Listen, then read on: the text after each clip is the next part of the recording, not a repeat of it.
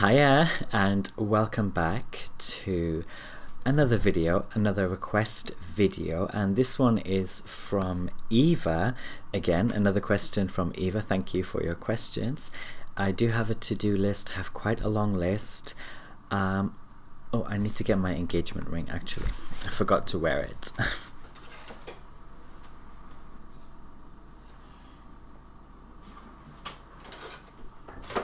Back in the room. Yes, so I do have a long to-do list. If your question still has not been answered, it is on the list. Also, if you would like to book a tarot or breath chart reading consultation, you can look at my details below. Disclaimer, first of all, for this video, you know, you might be a Scorpio sun and you're like, this is not resonating with me at all. Look at your birth chart, study your birth chart, and find out the reasons why it might not be so resonant for you. Astrology is like a cocktail. Your personal astrology is a cocktail, and just because you're a Scorpio sun doesn't mean actually that the taste of the cocktail is so scorpionic. So first of all, you will need your birth chart. I recommend calculating your chart on astrotheme.com.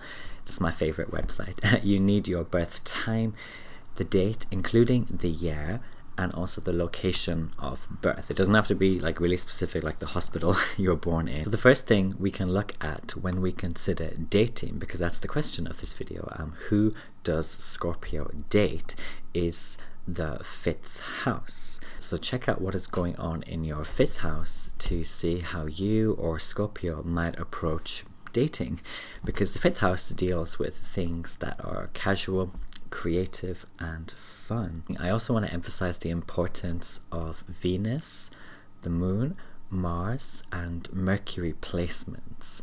The Scorpio person's Venus, moon, Mars, and Mercury tell us how they flow, how they feel, how they're turned on, and how they communicate, respectively. Scorpios could then generally date people whose Venus, Moon, Mars, and Mercury are more compatible with their own. A perhaps obvious person that a Scorpio might date is another Scorpio. Scorpios or Scorpio suns will generally have similar egos, want similar things, and feel a sense of vitality from similar things.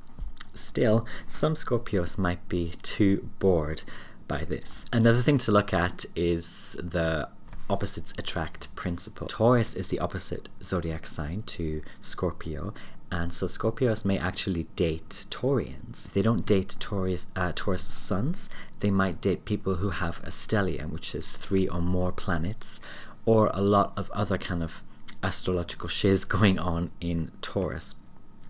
Or they might date people who have a lot going on in their 2nd house, because Taurus is the landlord of the 2nd house. The main reasons Scorpios might date Taurians is because both of these signs really want stability. They both get very fixated on things, and they are both masters of possessions. When Scorpio meets Taurus, it's kind of like a farmer meeting a psychologist.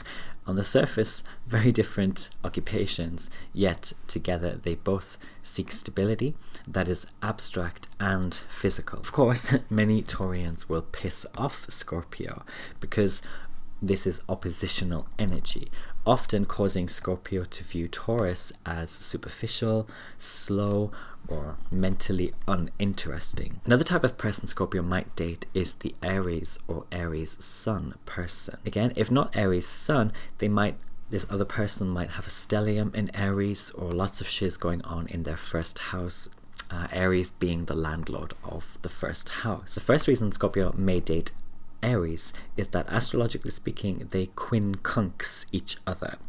And a quincunx just means Aries is on one of the 2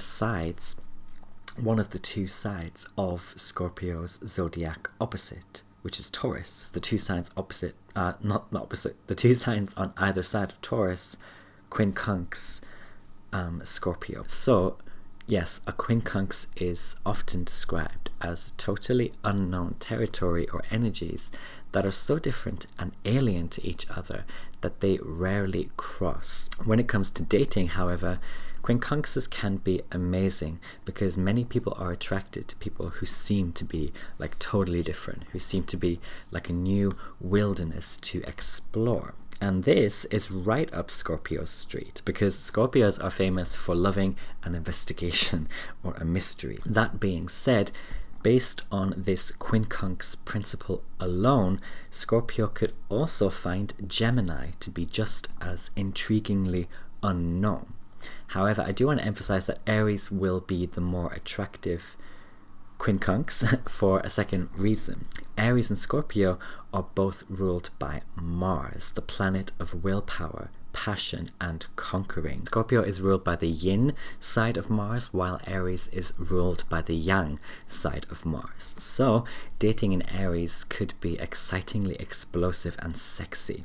A third reason that Scorpio might date Aries is that Scorpio is a water sign and Aries is a fire sign. Provided Scorpio doesn't douse the Aries person's passion, they could have a fantastic dating experience due to the fact that water and fire signs are both creative and visionary. Fire signs are more extroverted with their creativity and their vision, and water signs are more introverted with their creativity and their vision.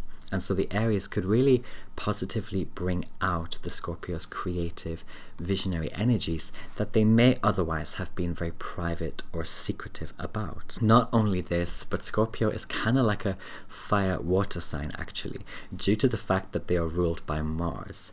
So they're more like hot, boiling water under a thick surface of ice, which can really resonate for the Aries person. A final reason Scorpio might date Aries is that while they are both ruled by Mars, Scorpio is secondarily ruled by Pluto. Mars and Pluto can work really well together when dating because Pluto is the planet of psyche, destruction, power, and the Scorpio can not only offer the Aries passion, but also a deep diving energy that helps get to the root of problems, helps conquer fears, helps the Aries person learn how to strategically pick their battles. The final type of person that I feel Scorpio dates is the Gemini or Gemini sun. If not a Gemini sun specifically, then the Scorpio likely dates someone with a stellium in Gemini or someone with lots of shiz going on in their third house, which Gemini is the landlord of. I already mentioned that Scorpio quincunxing Gemini is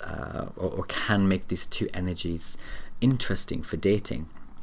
Another reason, however, is that the specific scorpionic water element is meeting the air element in Gemini. If water is feelings, intuition, and introverted creativity, Gemini air is the masculine or yang creative mind.